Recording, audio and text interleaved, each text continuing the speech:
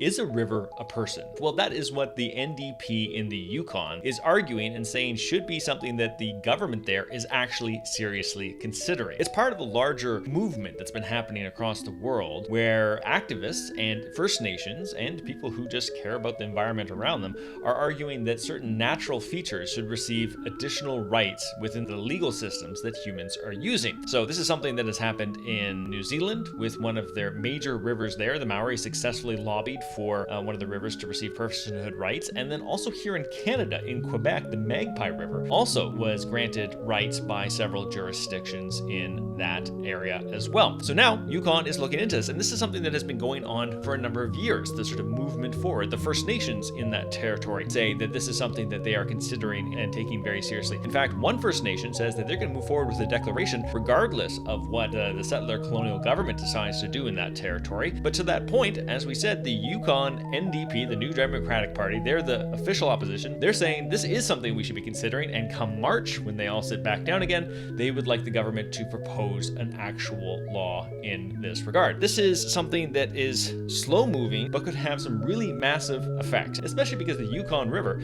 is one of the largest rivers in all of North America. It's actually the third longest river and one of the major salmon runs as well, a really key element of the cultural experience of the First Nations that live there. If you're curious at all about how I figured out these details and was able to inform you on them, well, just stick around with me and we're going to walk through the reporting that I read step by step by step to see actually where all this information comes from and how you can feel confident both in those details and in the future finding your own information on whatever stories you're curious about.